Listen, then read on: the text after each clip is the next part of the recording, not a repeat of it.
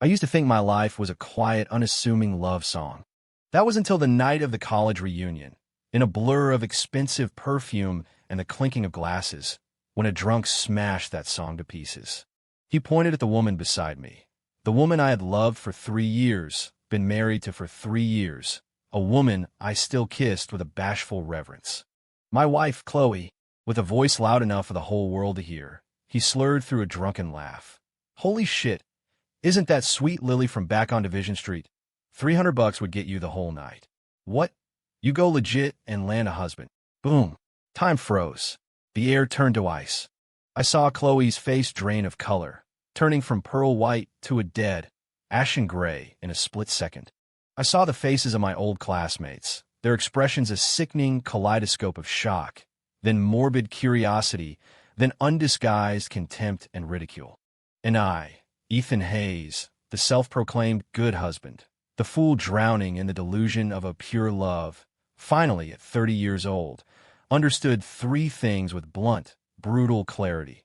First, my wife of 3 years, who still insisted we sleep in separate rooms because she was scared her purity was a meticulously crafted lie. Second, the nightmares that jolted her awake in the dead of night, and the faint, crisscrossing scars on her body that she never let me touch after she showered, were never the result of climbing trees as a kid. Third, and most importantly, the woman I brought into my home wasn't some untouchable angel. She was a survivor, one who had clawed her way back to the world of the living from the deepest pit of hell. And now, the very demons who had pushed her into that hell were standing here in tailored suits, smiling, and raising a glass to me. So, let the story begin here. The story of a husband's return to hell for his wife. Chapter 1. The campus angel I married was a $300 call girl? Ethan was your wife. Really? The dead silence in the private dining room was shattered by a gossiping whisper. I didn't turn my head. I didn't even look at the drunken asshole who had started it all, my old college roommate, Kevin Miller. Every single one of my senses was laser-focused on my wife, Chloe. She sat beside me, her body as rigid and lifeless as a statue. That face, which would normally flush with a rosy blush at a simple compliment from me, was now as white as a water-soaked page, her lips completely drained of color. Beneath the table, her hand was clenched around the hem of my jacket, her knuckles white from the force of her grip, trembling slightly. She was sending out an SOS. I could feel the suffocating terror and despair rolling off her in waves. Sweet Lily, a woman caked in makeup, her nails painted blood red, covered her mouth in mock surprise. The scorn and schadenfreude in her eyes were like poison needles aimed straight at Chloe. Oh my God, I remember now. That anonymous post on the old campus gossip forum about an art student named Sweet Lily who'd do anything for money and was supposedly amazing at it. No way. Chloe, weren't you in the art department? Someone snickered.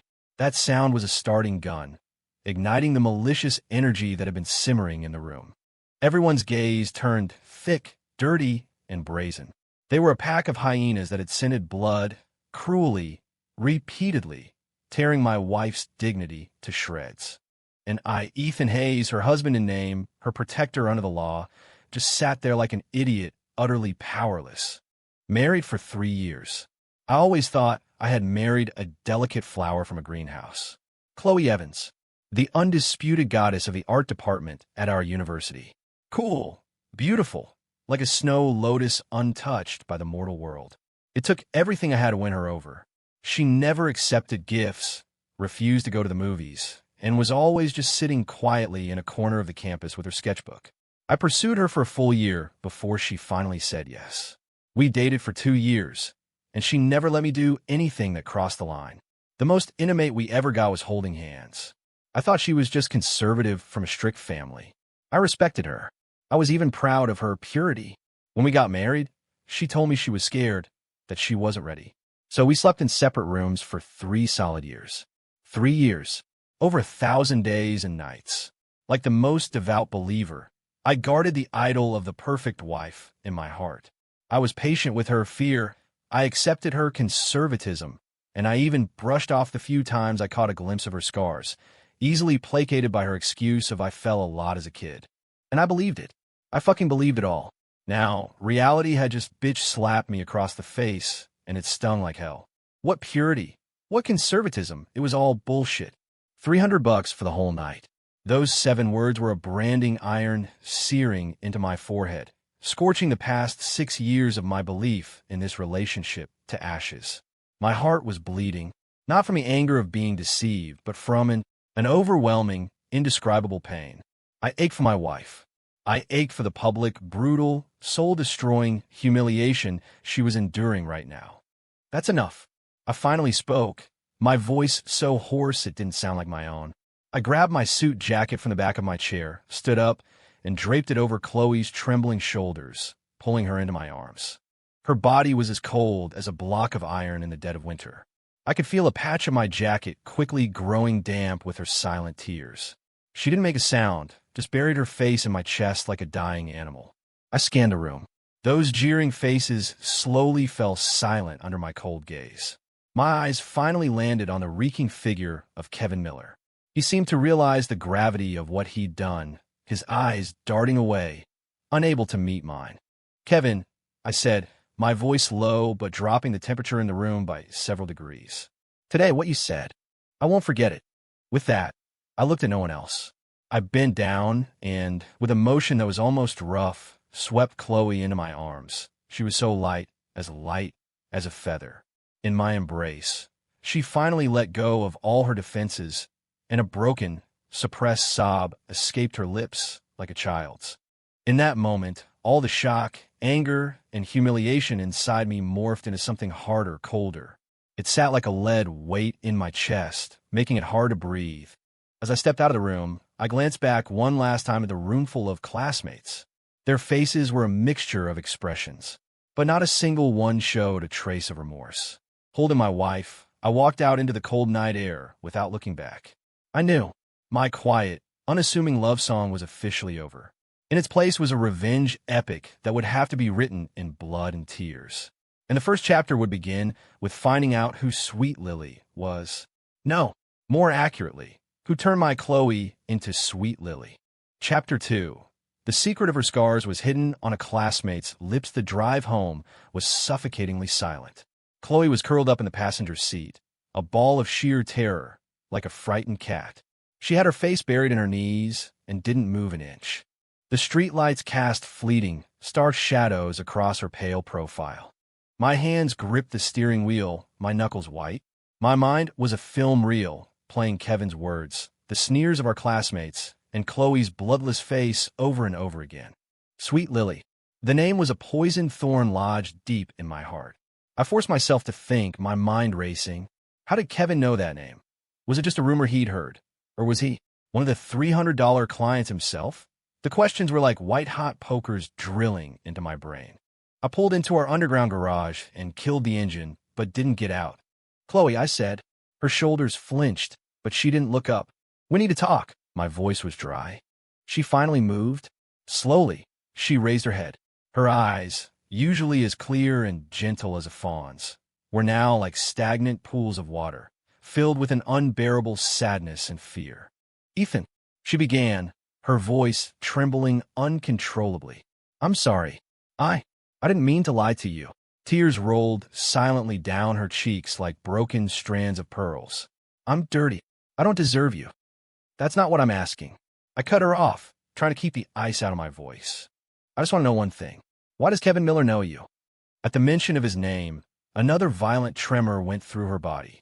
She bit her lower lip so hard I thought she would draw blood, shaking her head frantically. "I don't know. I don't know him. I swear I don't know him."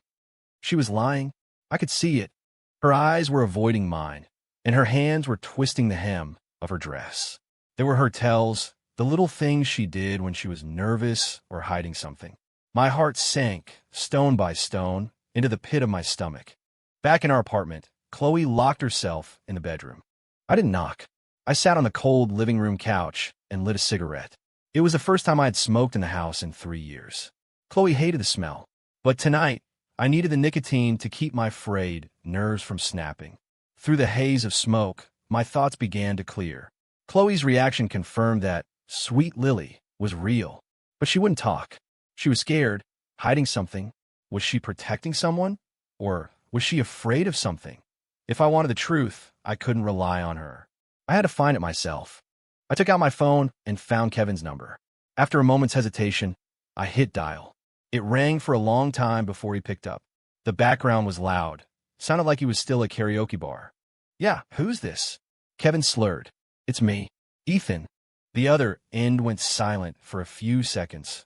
Ethan, man. Kevin's voice was suddenly much more sober, thick with guilt and embarrassment. Hey, man, I'm sorry. I drank way too much tonight. I was just running my mouth. Don't take it seriously. I'm not, I said calmly. I just want to ask you something, and I want a straight answer. WH, what is it? Sweet Lily. How the hell do you know that name? My voice was cold and sharp as a scalpel. I could hear Kevin's breathing quicken on the other end. I just heard people talking. It was all over campus back in the day. Everybody knew. Really? I gave a cold laugh. Funny, I didn't. You were too busy chasing Chloe. You were in your own little world, man. It's normal you didn't hear. His explanation sounded plausible enough, but I knew he was lying, because his voice held the exact same note of terror as my wife's. Kevin, I said, slowly exhaling a cloud of smoke. We were roommates for 4 years. I know you. You're a coward, but you've also got a big ego. If you had just heard it as a rumor, you would never have had the guts to say it to my face tonight. You had to have been 100% sure. Maybe you saw it with your own eyes. Or maybe you were a part of it. No, I wasn't. I swear. Kevin's voice shot up, high and shrill like a cornered rat. Ethan, don't just assume things. I would never do something like that. If you didn't, then tell me who did. I pressed. I don't know. I really don't know. Last question. I stubbed out my cigarette. Back then, who told you about this? Or let me rephrase. Who was organizing the parties? A long silence stretched over the line. So long I thought he'd hung up. Just as my patience was wearing thin, Kevin finally spoke, his voice barely a whisper, laced with tears. It was Julian. Julian Croft. Julian Croft. Hearing that name, my pupils contracted violently. Julian Croft, the president of the student government back in college. A smooth-talking, well-connected guy from a wealthy family. And the other guy who had pursued Chloe, the one she had publicly rejected. My rival. After hanging up, I felt the blood freeze in my veins. I finally understood where the scars on Chloe's body came from. And I finally understood why she was so scared, why she couldn't tell me the truth. Because the demon who had personally pushed her into the abyss was now my boss. The man who had just promoted me to project manager, who had clapped me on the shoulder that very afternoon and told me to keep up the good work. The vice president of the Chicago branch, Julian Croft. Chapter 3. I believe in her purity, but she was punishing me with lies. I didn't sleep a wink. Chloe and I were separated by a single door, but it felt like a chasm a mile deep. The next morning, I walked into the living room with bloodshot eyes. Chloe was already up. She was wearing an oversized white sweater, quietly busy in the kitchen, making my breakfast. Sunlight streamed through the window, bathing her in a soft glow that made her look like that same ethereal girl from all those years ago. If it weren't for last night's storm, I could have almost pretended that nothing had happened. She heard me and turned around. Seeing me, her eyes were timid, like a rabbit caught doing something wrong. You're up, she said softly. I made your favorite omelet. My heart felt like it was being squeezed by an invisible hand, a dull, sour ache. She was still trying so hard to play the part of the good wife. This was her way of apologizing, of begging for my forgiveness. She wanted me to forget everything, to let our lives go back to the way they were. But how could we? The poison thorn called Sweet Lily was now buried deep in the flesh of our marriage. If we didn't pull it out, we would both start a rot. We would be doomed. I didn't say a word. I just walked to the dining table and sat down. Chloe placed a plate with a perfectly made omelet in front of me, then sat down cautiously across the table.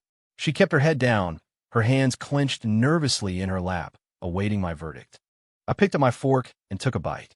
It was the same familiar taste, fluffy, with just the right amount of cheese. For 3 years, every single morning had tasted like this. But today it tasted bitter as ash. Chloe, I put my fork down, finally breaking the suffocating silence. Let's get a divorce. I heard her sharp intake of breath.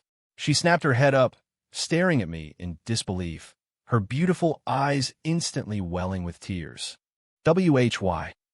Her voice was a ragged whisper. Is it because of last night? Ethan, I was wrong. Please, can you forgive me? I'll tell you everything from now on. I'll never lie to you again. She scrambled to her feet, trying to come around the table to grab my hand. I shifted my body, avoiding her touch. Her hand froze in midair. All the color drained from her face. It's not because you lied. I looked at her, trying to keep my voice steady, but only I knew how violently my heart was pounding. It's because I can't protect you. I was telling the truth. Julian Croft. The name was a mountain crushing my chest. He was the VP, my boss. He could crush me as easily as stepping on an ant. If I went head-to-head with him for Chloe, the outcome was obvious. I'd lose my job, my future. Maybe something even worse would happen. And Chloe would be dragged right back into that terrifying vortex. I couldn't do it. I didn't dare. If we're divorced, you'll be free.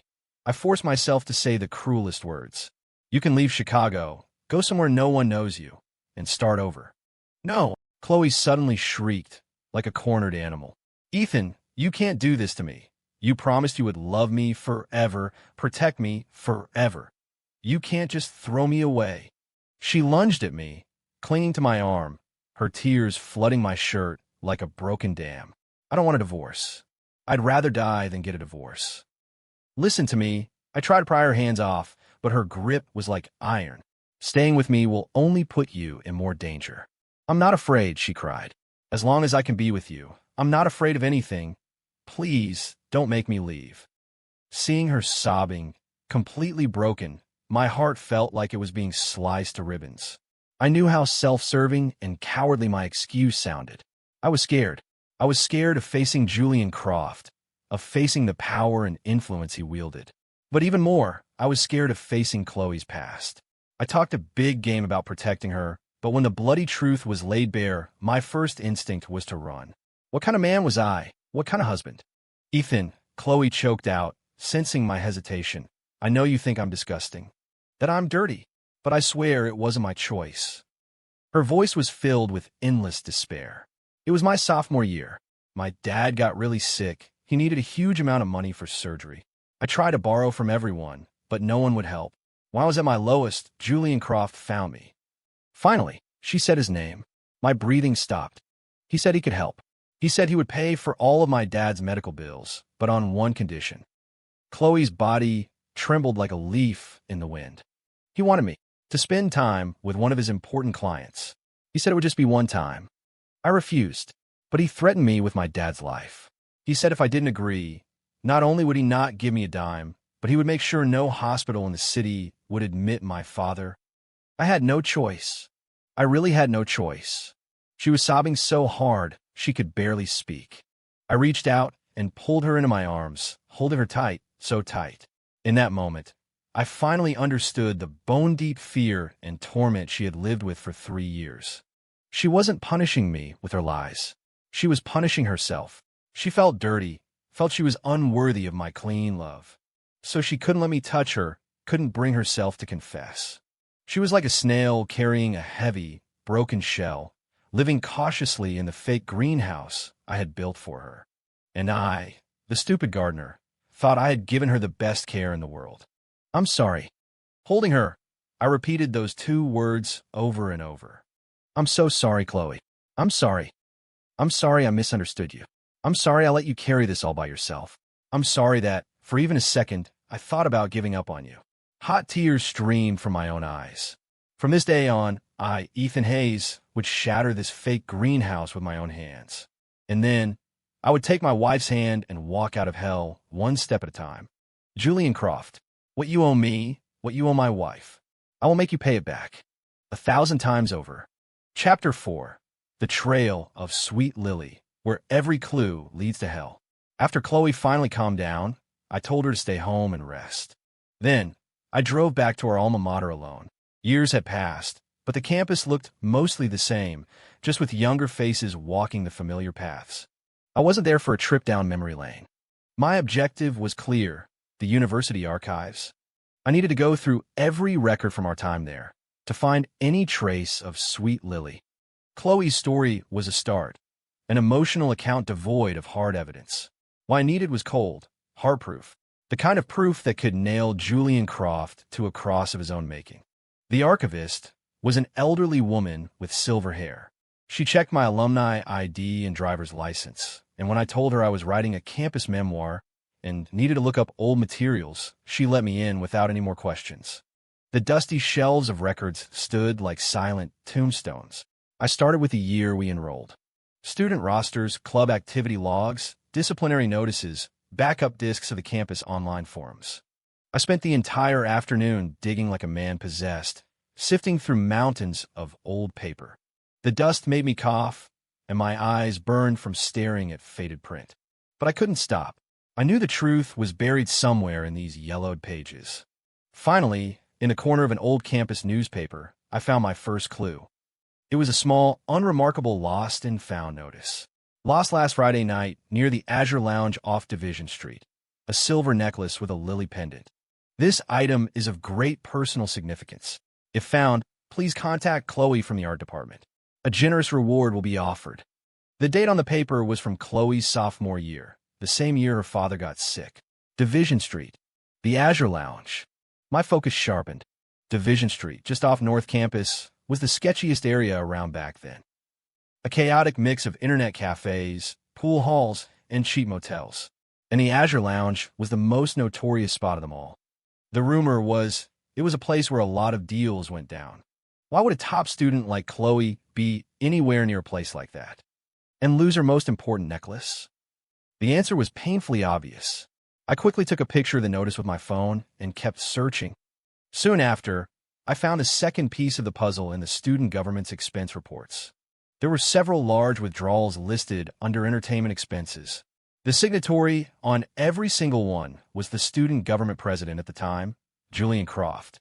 The dates of these expenses were all concentrated in the same few months that Chloe's father was in hospital. Even more suspicious, the receipts attached to these reports were all from the same place, the Azure Lounge.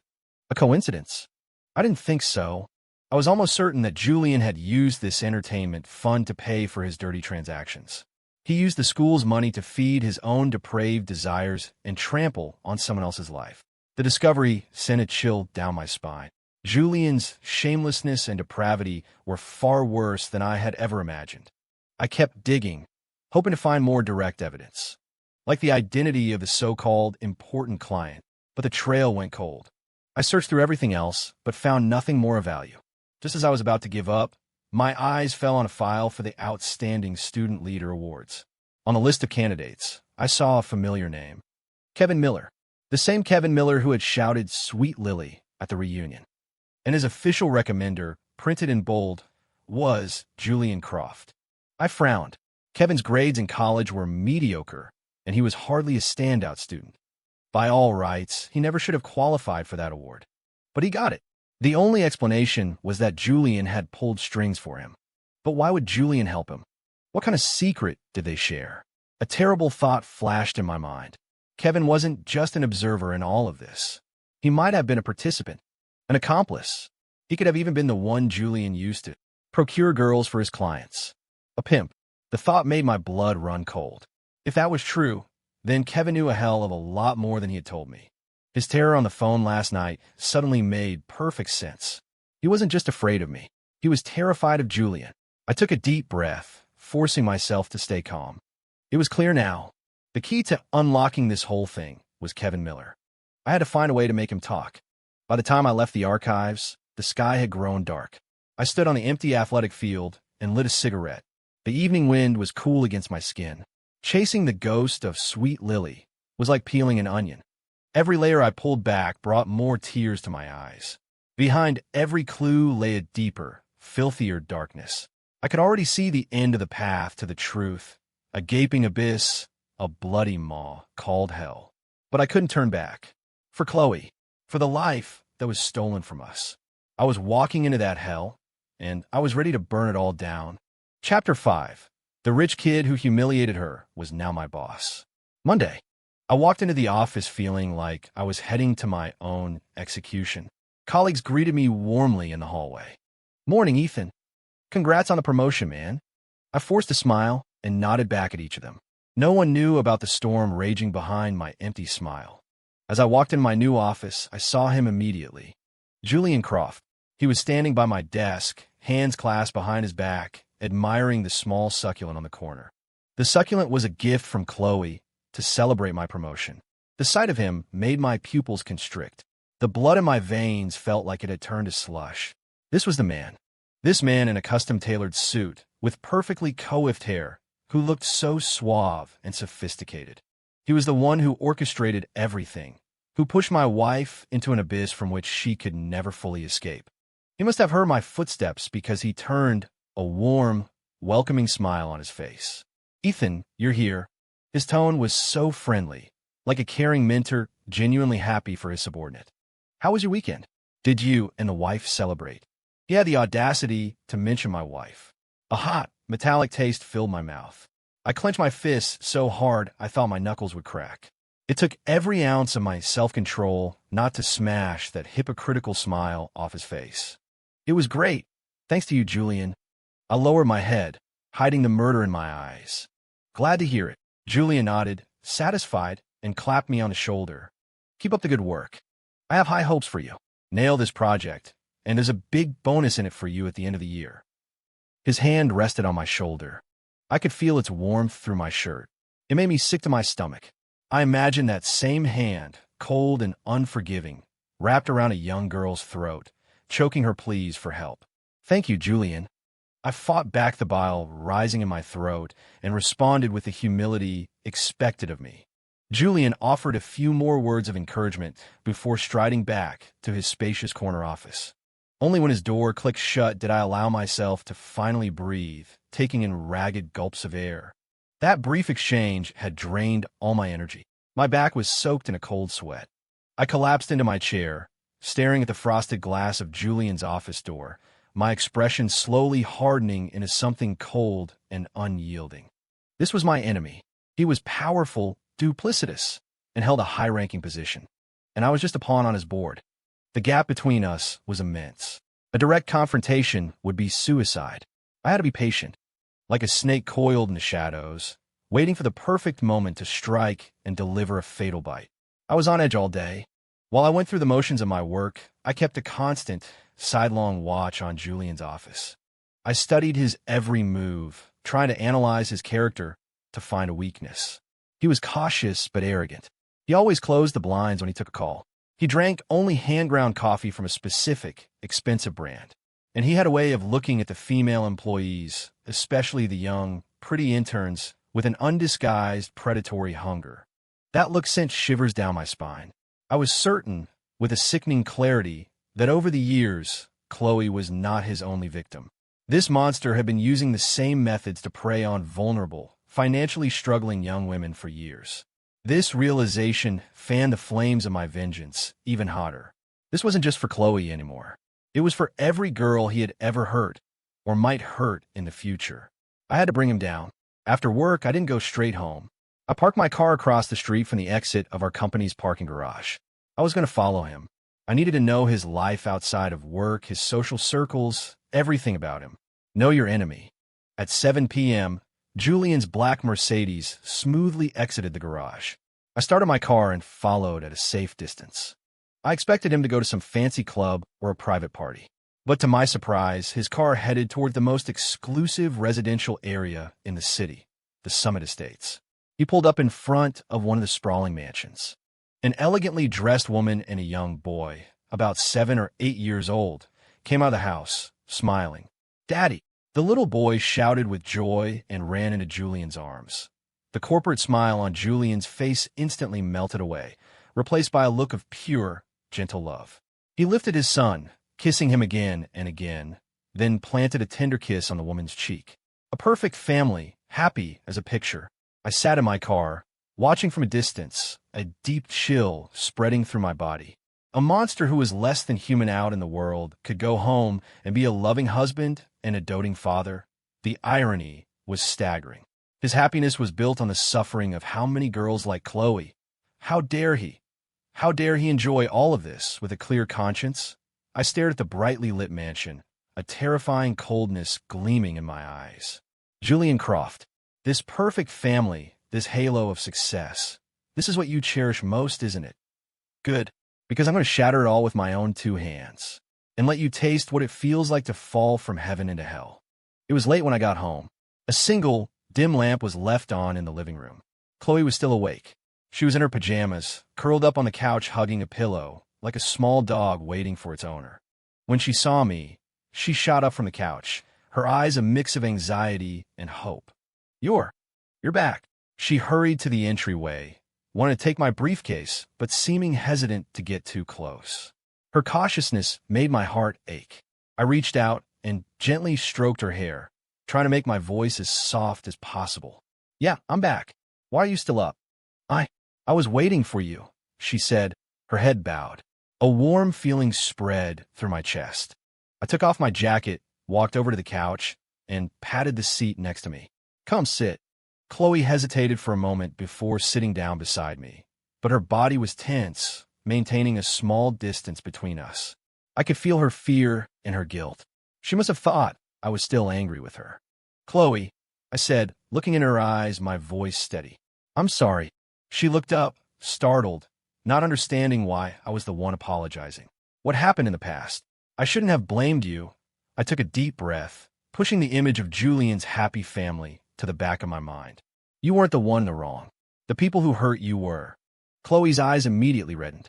She bit her lip, trying to hold back her tears, but her defiant struggle only made her look more vulnerable. Also, I paused, saying the words I'd been rehearsing all the way home. I take back what I said the other day. I'm not divorcing you. Not only that, but starting tonight, we're not sleeping in separate rooms anymore. Chloe's whole body went rigid. She stared at me in disbelief. But she stammered, wringing her hands. I can't. I'm dirty. Stop it. For the first time, I cut her off with a harshness that startled us both. I grabbed her by the shoulders, forcing her to look at me. Chloe, you listen to me very carefully. You are not dirty. You are my wife, Ethan Hayes' wife. The woman I married and promised to cherish. No one in this world has the right to say you're dirty.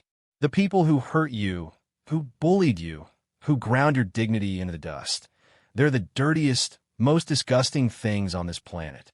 My voice trembled with emotion. Chloe stared at me, dumbfounded, as tears finally broke free, streaming down her face like a broken dam. She stopped holding back, stopped pretending.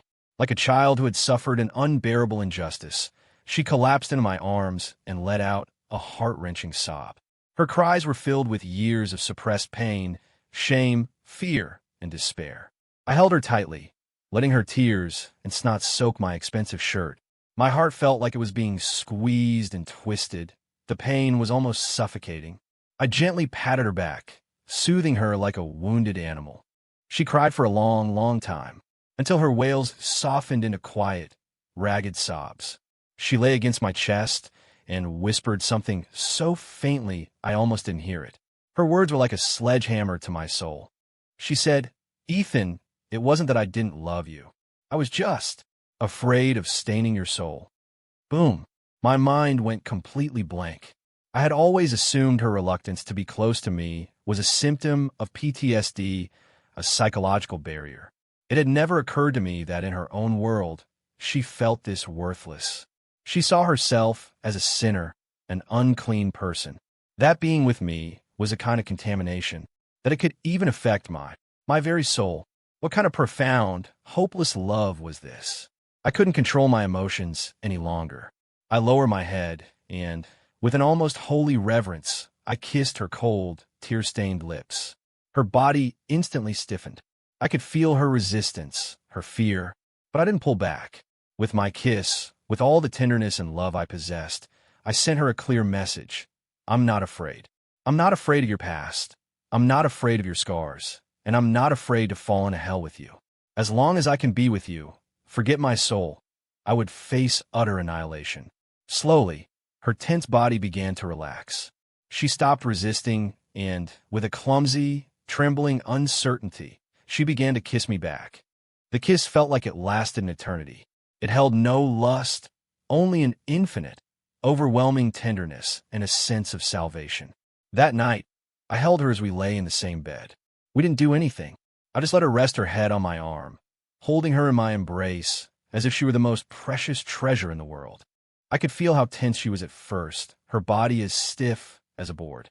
But gradually, lulled by my warmth and the steady rhythm of my heartbeat, she relaxed. In the latter half of the night, she fell into a deep, peaceful sleep. For the first time in 3 years, she didn't wake up from a nightmare. But I was awake the whole night. I watched her serene face, felt her even breathing. A single thought became incredibly clear, incredibly firm in my mind. To hell with my soul. To hell with my future. In this life, I, Ethan Hayes, would get justice for my wife. And I would destroy anyone who stood in my way. The next day, I called in sick for Chloe, telling her to get some rest. As for me, I set out on the first step of my path of vengeance with a renewed sense of purpose. The key was still Kevin Miller. I needed to pry more of Julian's dirty secrets out of him. But I couldn't use force. A coward like Kevin would just retreat further into his shell if pushed too hard, and might even run to Julian. I had to be smart about it. I called his number. "Hello, Ethan." His voice was still laced with guilt. "Kevin, let's grab a drink." My tone was deliberately calm, even tinged with a hint of melancholy. "Oh, now, man, just the two of us." I cut him off. "There's some stuff I can't wrap my head around. Just need someone to talk to." I was creating a persona, the dejected husband, betrayed by his wife, looking to drown his sorrows with a friend. Kevin was silent for a few seconds on the other end. I could practically hear the gears turning in his head.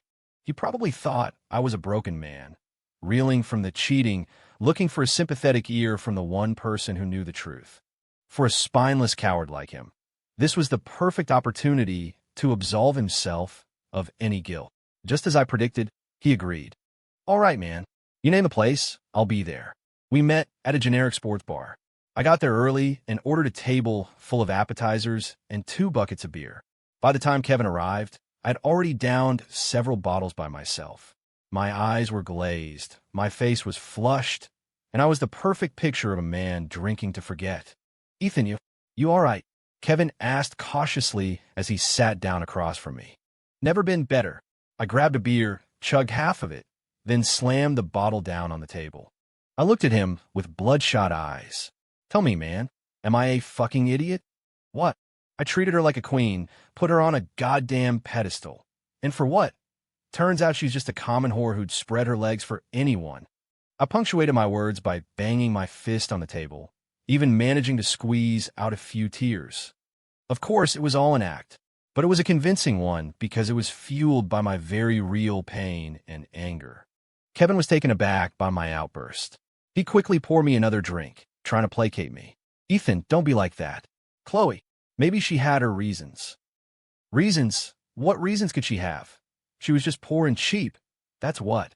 I sneered, deliberately using the most vicious words to describe Chloe. I knew it was cruel, but it was the only way to completely lower Kevin's defenses, to make him believe that I now hated Chloe, that we were on the same side. As expected, hearing me trash Chloe seemed to put him at ease.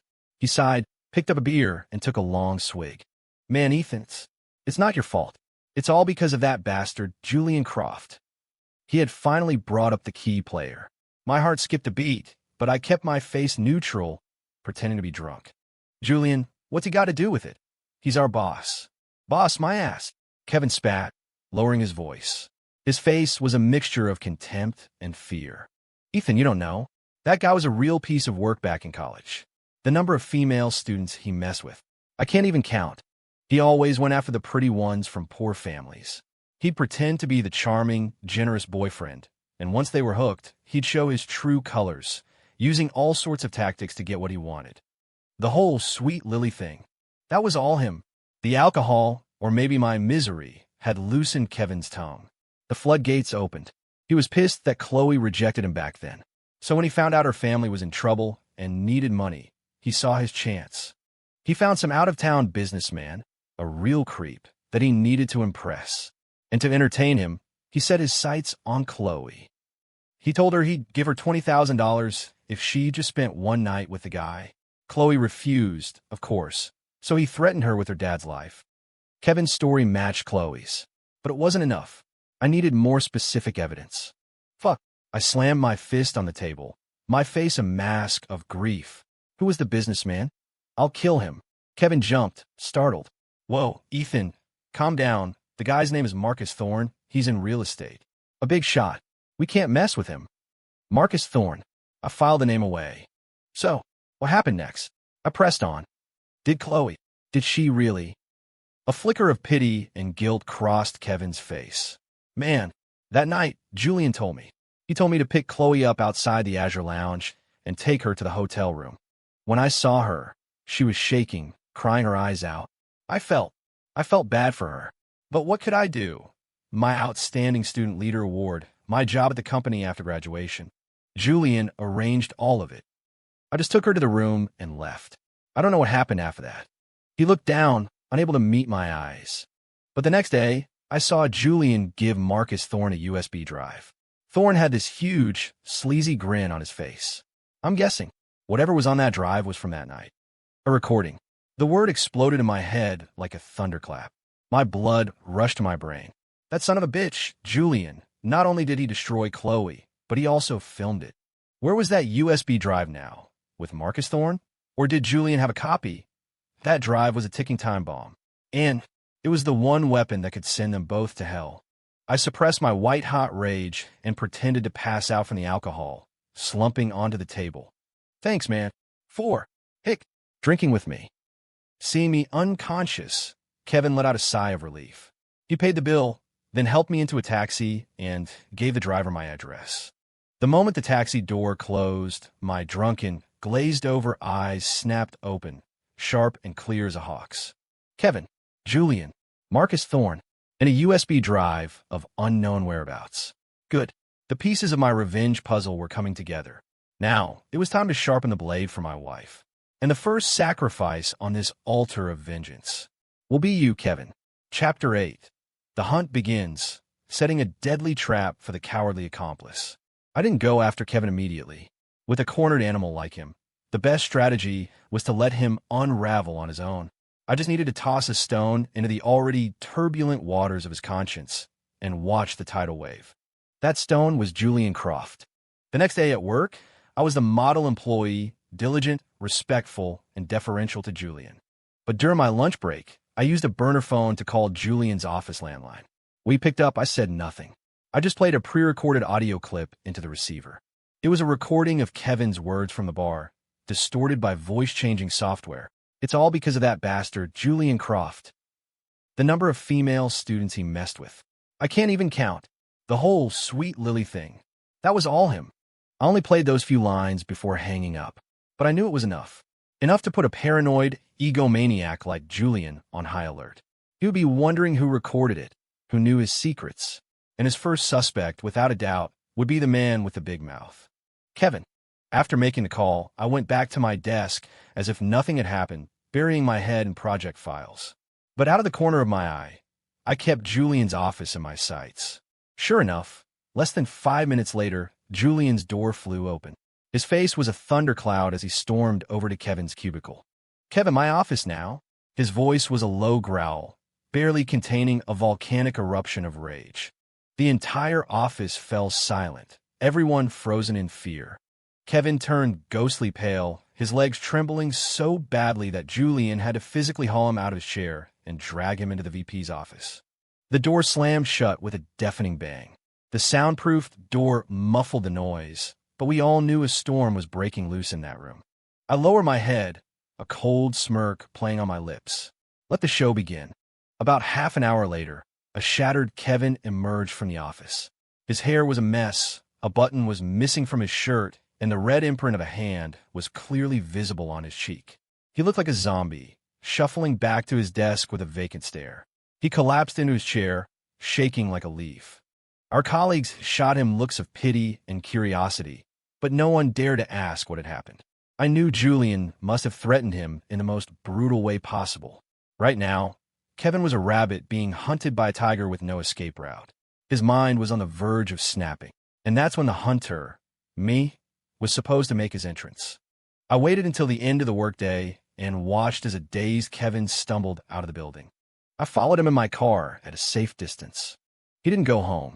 He just wandered the streets aimlessly, like a lost soul. As dusk fell, he finally ducked into a dimly lit bar. I waited for about 15 minutes before following him inside.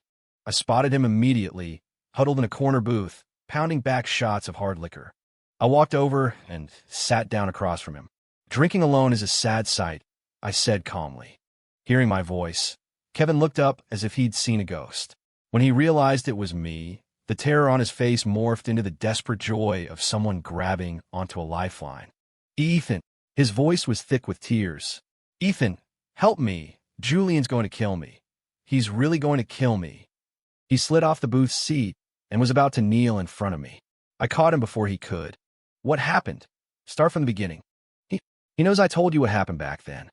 Kevin stammered, his face a mask of pure, apocalyptic fear. "He hit me this afternoon. He said if I say one more word, he'll make me disappear from the face of the earth. He's not kidding, Ethan. He'll do it." "How would he know?" I asked, feigning surprise. "I don't know. I swear I don't know." Kevin cried, clutching his head. "Ethan, what do I do now? I don't want to die." Looking at this pathetic, cowardly wreck, I felt no sympathy, only cold contempt. You should have thought of that before you helped a monster ruin a girl's life. But on my face, I projected an expression of shared outrage. "That bastard." I slammed my fist on the table. "He's gone too far. Kevin, don't be afraid. We can't just sit here and wait for him to pick us off. Kevin stared at me, confused. "Yes, I said, looking him straight in the eye. "He destroyed my family, and now he wants to silence you for good. We're in the same boat now. Think about it. Even if you get away today, what about tomorrow? The day after? As long as Julian is around, you'll never have a peaceful night's sleep." My words were like a hammer, striking at the core of his fear. An even deeper despair washed over his face. "So, what can we do? We take him down." My words were slow and deliberate, laced with a persuasive power. "Only when he's gone will we truly be safe. Take him down." Kevin looked at me like I had just suggested we fly to the moon. "How? He's rich, he's powerful. What we got? We have his greatest weakness." I leaned in closer, my voice dropping to a whisper, and said the one word that would terrify him to his very core. "The USB drive." Kevin's pupils shrank to pinpricks. "Ethan, you. Don't worry about how I know."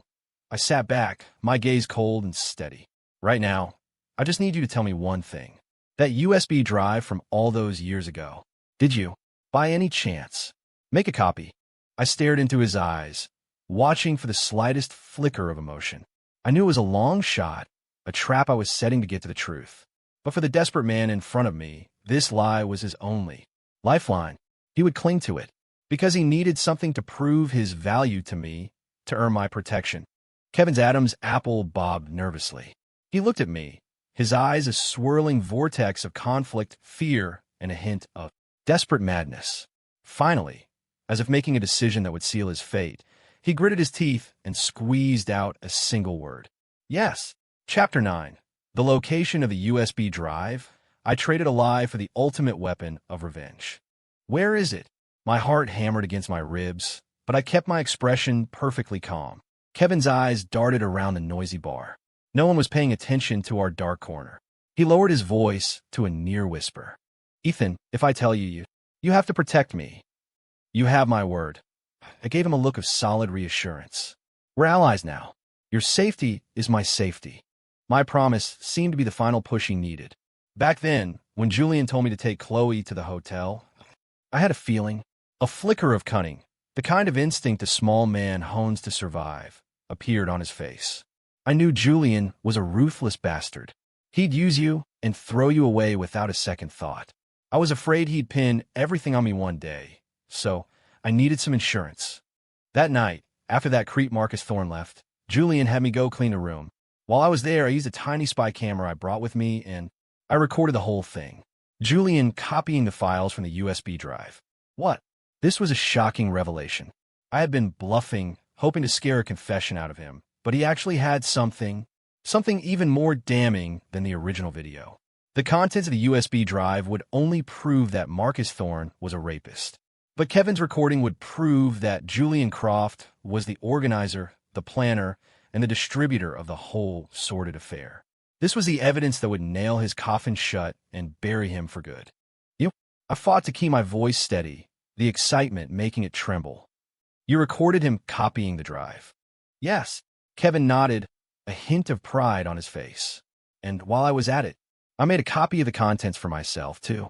Damn. I cursed silently. Kevin, the coward, the accomplice, had, through a twist of fate, held on to the most lethal weapon of all. This had to be destiny. Where is the evidence? I asked immediately. It's in my parents' house, in a very safe place, Kevin said. I didn't dare keep it with me. I was too scared Julian would find it. Good, I nodded, my plan for revenge instantly crystallizing. Kevin, I want you to go buy a ticket right now. Go home and get that drive. Now. Kevin hesitated. I'm scared.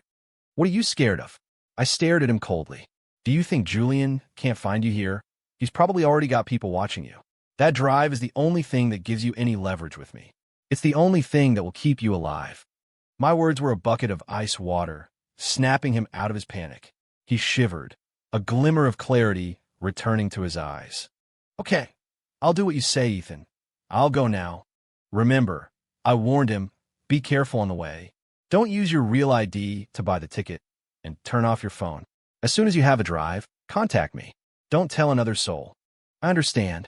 Kevin nodded emphatically, then scurried out of the bar like a stray dog.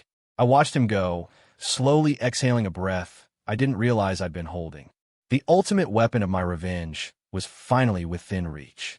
But I knew it wouldn't be that simple. Julian was no fool. By now, he would see Kevin as a massive liability. He would do whatever it took to silence him permanently. Kevin's trip home was going to be treacherous. I couldn't pin all my hopes on this coward. I needed a backup plan. I left the bar, but didn't go home. Instead, I drove to a well-known electronics market in the city. I found the most discreet-looking security shop and slid a debit card across the counter to the owner. Give me your best, most professional kit. Pinhole cameras, listening devices, GPS trackers. I want it all. The owner, a wiry middle-aged man, gave me a knowing look. He didn't ask any questions, just silently retrieved a black briefcase from under the counter. Top of the line, 50 grand. Price is firm. Run the card. Carrying the heavy case, I walked out of the electronics market. The night had deepened. I stood on the sidewalk, watching the river of traffic, my eyes as cold as iron. Julian Croft, you think you control everyone's fate, but you have no idea. A net, invisible and silent, has been cast. And you're the spider, right in the center, about to be ensnared. Now, I'm going to show you just how terrifying a husband, pushed to the absolute limit, can be for the sake of his wife. Chapter 10. The First Sacrifice. I'll make her kneel before my wife in ruin. Kevin moved fast. Perhaps genuinely terrified of Julian, he bought a ticket under a fake name and was on a train back to his hometown that very night. While he was gone, I set my own plan in motion. My first target wasn't Julian, nor was it Marcus Thorne. It was another one of the classmates who had reveled in my wife's humiliation. The woman at the reunion who was the first to mock Chloe with the name Sweet Lily, Ashley Vance. I remembered her. Back in college, she was always trailing behind Julian, the head of the student events committee.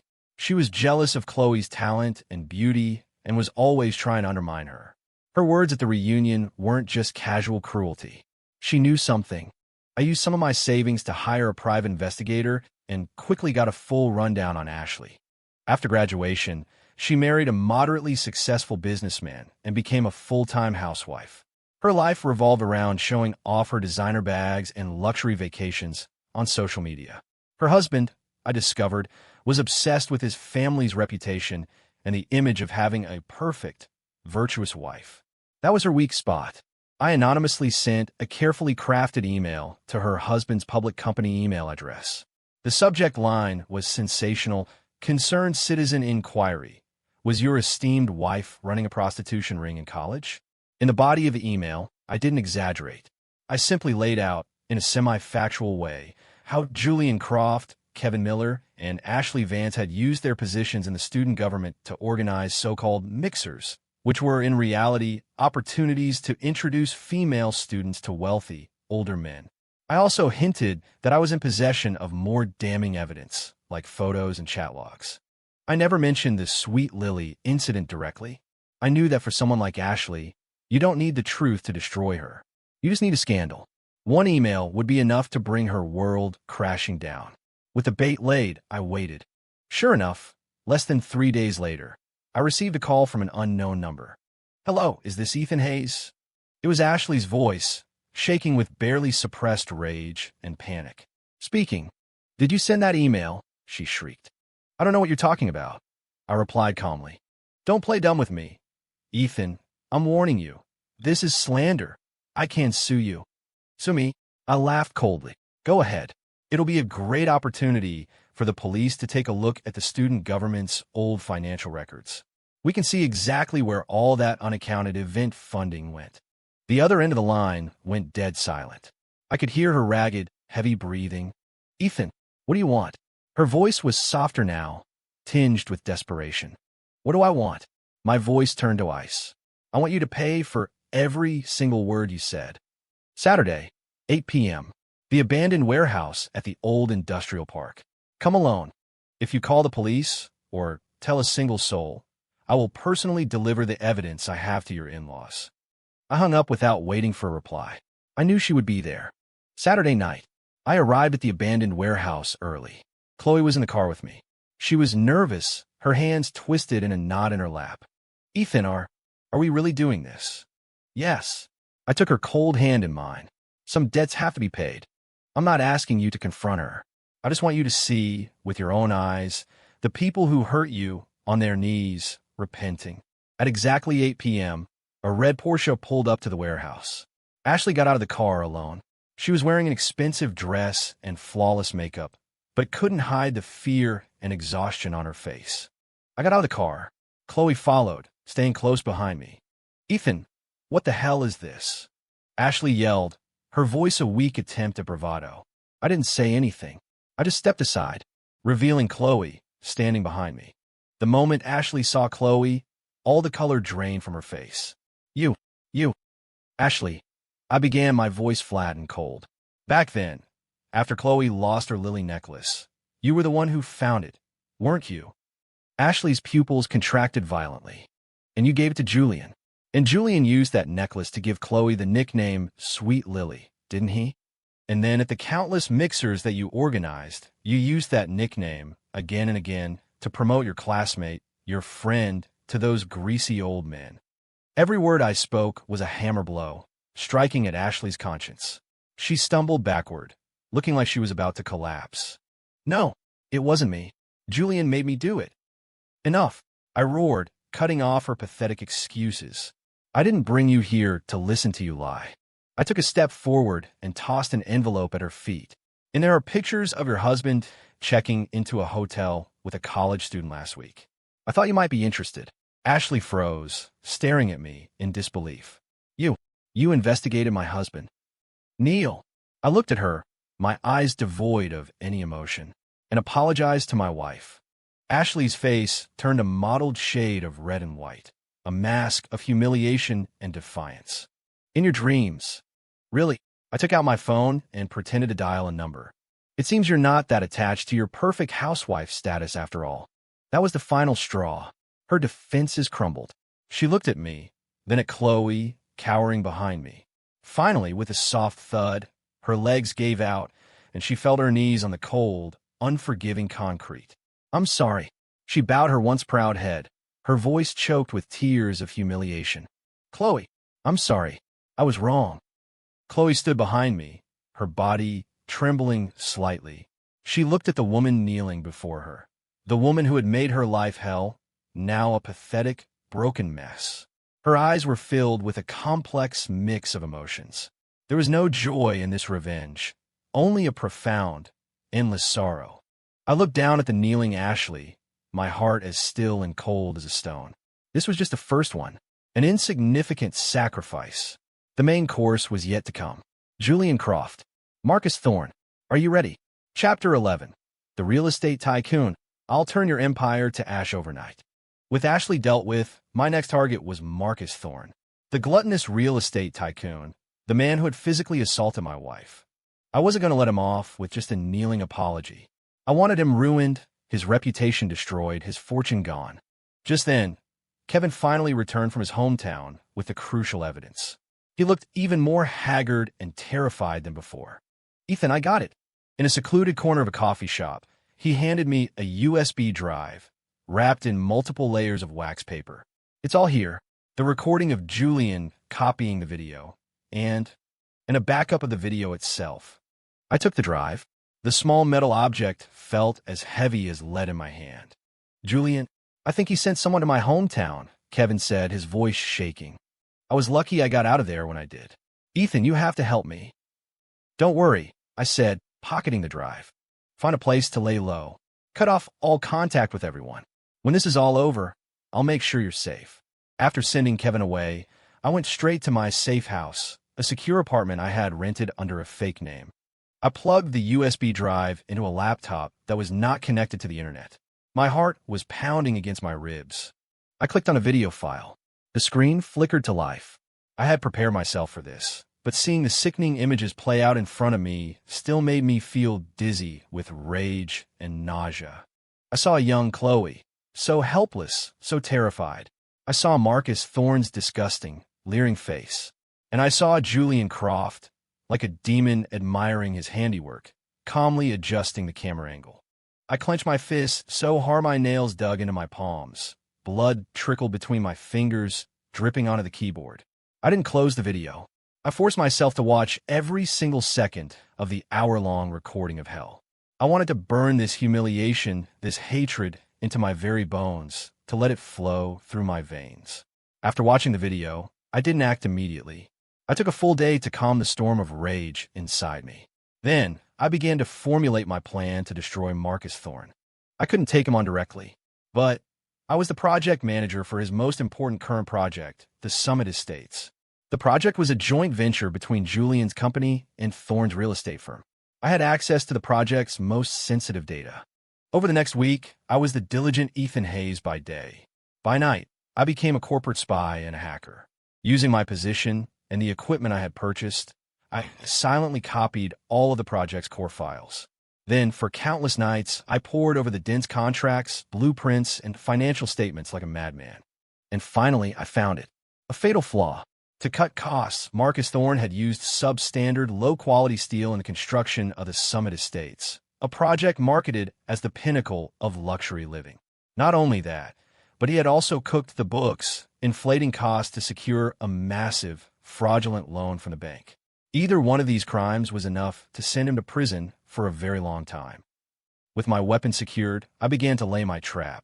I anonymously sent packages with the most critical pieces of evidence to the 3 most influential news outlets in the city, as well as the city's disciplinary committee and quality supervision bureau.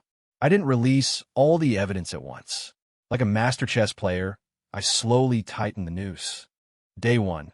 The media reported that the Summit Estates might have serious structural integrity issues. Thorne's company's stock plummeted. He immediately held a press conference, vehemently denying the claims and blaming his competitors for slander. Day 2. The Quality Supervision Bureau sent an investigation team to the construction site. The entire project was shut down. The market began to panic. Day 3. The Disciplinary Committee and the Economic Crimes Unit got involved. The scandal of Thorne's fraudulent bank loan exploded. When it rains, it pours. The suppliers he had squeezed and the home buyers he had deceived all came forward. Evidence flooded the investigators' offices like an avalanche. In just 3 days, Marcus Thorne's real estate empire crumbled. He went from a billionaire tycoon to a bankrupt criminal facing a mountain of lawsuits and a long prison sentence. I sat in my apartment, watching on TV as a disheveled Marcus Thorne was handcuffed and shoved into a police car. I felt nothing. No joy, no satisfaction, just a cold, empty calm. This wasn't enough. I wanted more than just legal justice. I wanted my own, personal, final judgment. I made a call to the private investigator who had helped me with Ashley. I need you to arrange something for me. I want a meeting with Marcus Thorne before he's sent to prison. Chapter 12. The Demon's Weakness. His beloved son becomes my ace in the hole. With Marcus Thorne out of the picture, Julian Croft was next. But Julian was much more slippery. The moment Thorne's empire began to collapse, Julian moved to sever all ties. He expertly shifted all the blame onto Thorne, painting himself as an innocent victim who had been deceived by a business partner. Our company's stock took a hit, but it was far from a fatal blow. Julian himself emerged completely unscathed.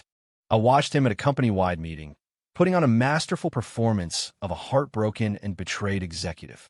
I could only sneer. Julian, you underestimate me. You think this is over? This was just the appetizer. I'm just getting started on your main course. After Thorne's downfall, I didn't make a move on Julian right away. I was waiting for the right opportunity, and searching for his true, fatal weakness. Soon, that opportunity presented itself. To repair the damage to its reputation from the Summit Estates fiasco, our company decided to launch a major new philanthropic initiative. And the man in charge of this project was Julian Croft. The project was a partnership with the city's largest children's hospital to establish a rare disease children's relief fund. To everyone's surprise, Julian, a man who never did anything that didn't turn a profit, showed an incredible amount of passion for this charitable endeavor. He personally led the team, making frequent visits to the children's hospital. In front of the media, he held sick children, his face a perfect mask of fatherly compassion. Overnight, he transformed from a negligent VP into a citywide philanthropist. Everyone was fooled by his benevolent facade. But I sensed something was off. Julian's over-the-top performance was a red flag. There had to be a hidden motive. I decided to dig deeper. Using my private investigator and my own hacking skills, I began to monitor Julian's every move. Finally, late one night, I intercepted an encrypted email he sent to an address overseas. It took me 2 full days to crack the encryption. When I finally read the contents of the email, my blood ran cold. The email was addressed to a top-tier genetic research institute in the United States. In it, Julian, using an alias, was desperately inquiring about the progress of an experimental drug for a specific genetic defect. Attached to the email was a medical file. The patient was an 8-year-old boy. His name was Leo Croft, Julian's son, the one he treasured above all else. The diagnosis was a rare, hereditary blood disorder. The prognosis: he wouldn't live past the age of 10. I finally understood. Julian's passionate crusade for the Rare Disease Children's Relief Fund had nothing to do with charity. He was using the company's resources and influence to connect with top international medical institutions to find a cure for his own son.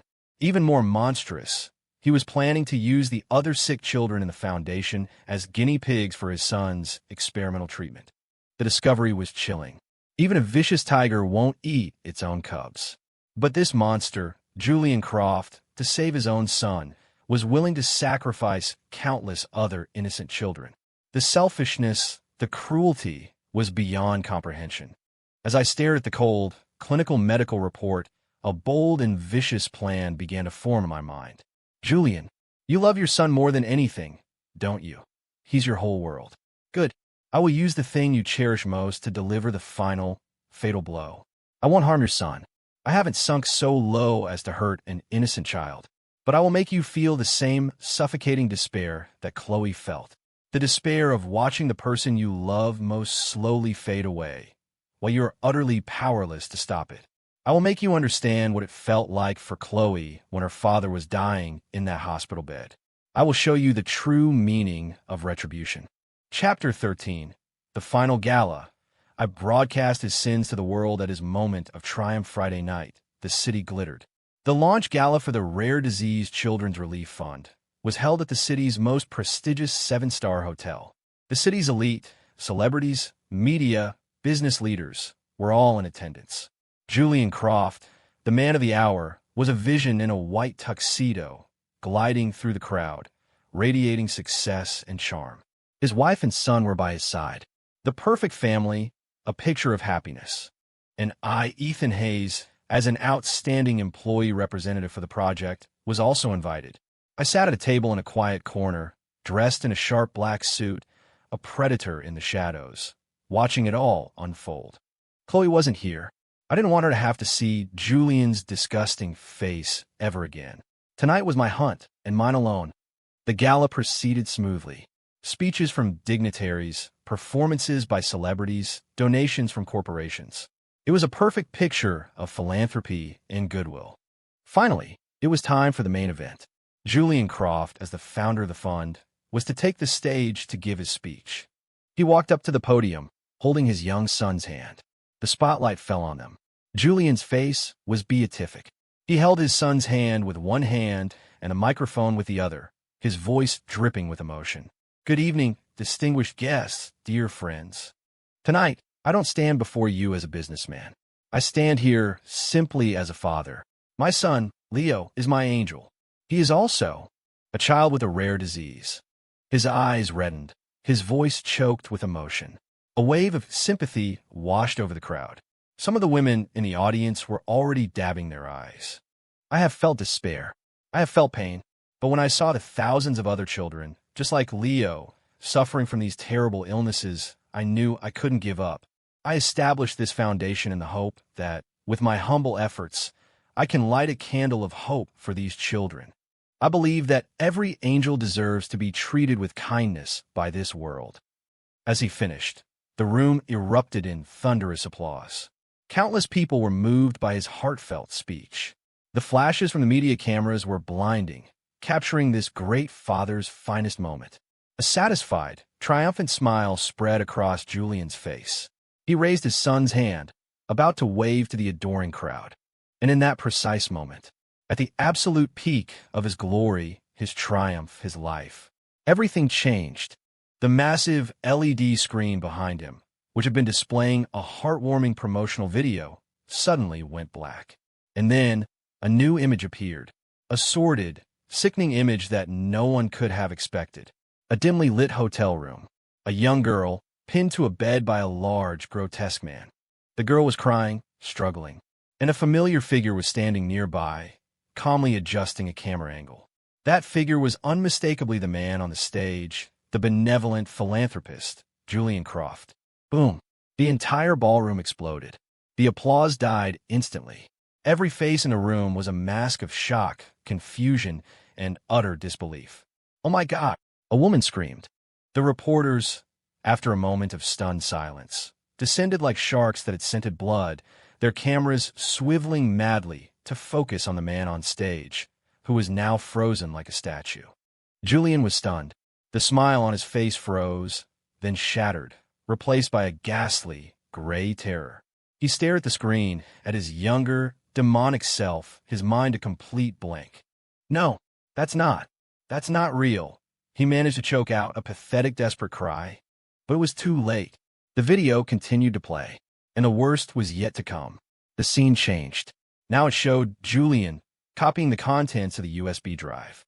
Then came the audio, a recording I had spliced together of him on the phone, admitting his plan to use the foundation to find a cure for his son, to use other sick children as test subjects. One by one, all his sins, all his schemes, were laid bare for the world to see. The room had devolved into chaos. Curses and shouts of disgust filled the air. "Monster! Scum! Get off the stage!" Julian's wife stared at the screen, then at her husband, let out a piercing shriek, and fainted on the spot. And his son, his treasured son, whom he still held by the hand, the 8-year-old boy, who should have been innocent and carefree, was now looking up at the screen at the strange, demonic version of his father. There was no fear in the boy's eyes, only a vast, blank, shattered emptiness. Julian finally broke. He saw his family destroyed, his reputation in tatters. He saw the glittering empire he had built turn to ash in an instant. He let out a primal, inhuman roar and bolted from the stage. He was going to find the person who had destroyed him. But I was already gone, having slipped out during the chaos. I stood at the hotel entrance and glanced back at the magnificent, absurd farce inside. A cold smile touched my lips. "Julian Croft, welcome to my hell." Julian's fate was even worse than I had anticipated. After that night, he became a social pariah, reviled by all. Rape, organizing and distributing obscene materials, corporate fraud, embezzlement. The charges piled up. He was sentenced to life in prison.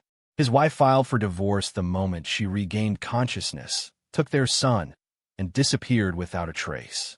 His once powerful family, disgraced by the scandal, fell apart, their company filing for bankruptcy. Marcus Thorne, hearing the news from prison, had a stroke from the shock and rage and was left a paralyzed invalid.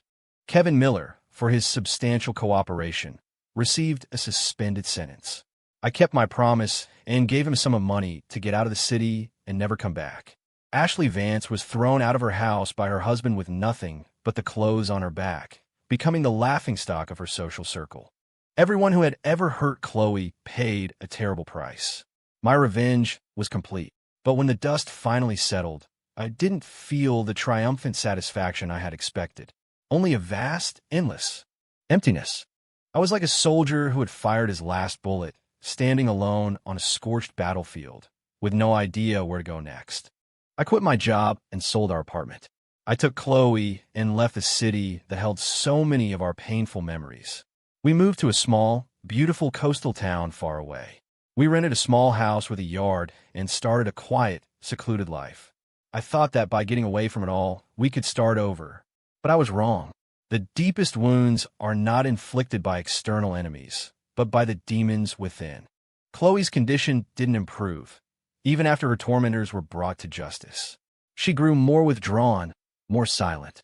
During the day, she would lock herself in her art studio, painting the same picture over and over. A vast, black, endless ocean. There were no ships, no lighthouses, only a profound, hopeless darkness. At night, she was still plagued by nightmares. She would wake up and sit in the corner of the room, hugging her knees, crying silently until dawn. I knew the knot in her heart was still tied. Revenge can destroy your enemies, but it cannot heal your scars. She still felt dirty, unworthy of happiness. She pushed me further and further away. We slept in the same bed, but the distance between our hearts felt as vast and cold as the universe. I tried everything. I took her to the best therapists, on vacations, told her jokes. But nothing worked. She was like a flower, slowly withering, losing her vitality day by day. I felt a helplessness and despair I had never known before. Had I gone through all of this, destroyed all our enemies, only to lose her in the end, just when I was on the verge of breaking? One afternoon, I received an unexpected phone call. It was from Marcus Thorne's lawyer. He said that Thorne, after several failed suicide attempts in prison, was on the brink of a complete mental breakdown. He had only one wish left: to personally apologize to the girl from all those years ago before he died. My first instinct was to refuse. I didn't want Chloe to be subjected to any more trauma. But after I hung up, I looked into the studio at Chloe's frail, lonely figure. A thought occurred to me. Perhaps the only way to heal this wound was to face the one who caused it. Running away would never solve anything. Only by staring into the abyss can you hope to overcome it. I walked into the studio and gently wrapped my arms around her from behind. "Chloe," I whispered, kissing her hair, "let's go see someone, okay? After we see him, we can finally put the past behind us. And then, we can have a baby." Chloe's body went still. She slowly turned her head to look at me. In her eyes, once as still as dead water, a faint ripple finally appeared. 3 days later, in the heavily guarded visitation room of the prison, Chloe once again came face to face with the demon who had ruined her life. Marcus Thorne was a shadow of his former self. He was in a prison uniform, his hands cuffed, his hair white, his body gaunt. When he saw Chloe, tears of remorse streamed from his cloudy eyes. He fell to his knees with a thud, banging his head against the thick glass partition that separated them. "I'm sorry. I'm sorry. I'm so sorry." Chloe just watched him calmly. She didn't cry. She didn't scream. Her face was a placid mask. After a long, long time, she finally spoke, her voice clear and steady. She said, "I don't forgive you, but I forgive myself." With that, she stood up, took my hand, and walked out of that suffocating room without looking back. As we stood outside the prison, under the warm sun, she suddenly stopped, turned, and hugged me tightly. "Ethan," she buried her face in my chest, her voice choked with relieved sobs. "Let's go home. Let's have a baby." In that moment, I saw a beam of light finally break through the dark ocean in her heart. I knew, at the end of hell, a flower named love and redemption had finally bloomed. 1 year later, in our small coastal town, the morning sun streamed through the white curtains, filling our cozy bedroom with a soft light. I opened my eyes, and the first thing I saw was Chloe's peaceful, sleeping face. She was nestled against me, a faint, sweet smile on her lips. Her belly was now gently rounded. Inside, our new hope was growing. I leaned down and placed a soft kiss on her forehead. Her long eyelashes fluttered, and she slowly opened her eyes. What a difference in those eyes! Gone was the fear, the sadness, the emptiness of the past. Now, they were as clear and bright as a rain-washed sky, filled with flecks of starlight. "Morning," she smiled, snuggling closer. "Morning, Mrs. Hayes," I smiled back, gently placing my hand on her belly. "How's the little one doing today?" "Very well." Chloe's face glowed with a maternal warmth. "Kicked me last night." We looked at each other and smiled. Quiet years, peaceful life. Those words had never felt so true. After breakfast, I walked with Chloe along the beach. She took off her shoes and ran barefoot on the soft sand, chasing the waves, her laughter as free as a child's. The sun bathed her in a golden halo. I stood a short distance away, just watching her, my heart overflowing with a love so deep it felt like it could drown me. Who would have thought that this girl, with a smile that could light up the world, had once struggled for so long in an endless hell? I walked up and wrapped my arms around her waist from behind. "What are you thinking about? You seem so happy." "I was just thinking." She turned and looked up at me, her eyes sparkling. "What should we name our baby?" I thought for a moment. "If it's a boy, let's name him Noah." Noah means rest and comfort, to remind him to be a source of peace for others. "And if it's a girl?" "A girl." I looked into her eyes and said, slowly and deliberately, "We'll name her Lily." Lily, for resilience and rebirth. I want her to know that no matter what, she can always find the strength to bloom again, pure and strong. Chloe's eyes welled up with tears. She stood on her toes and, of her own accord, kissed my lips.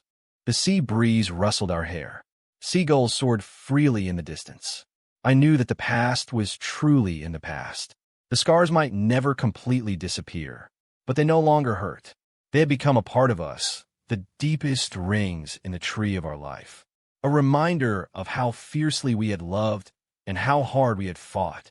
Later, with the money left over from our old life, we started a small, real, nonprofit foundation.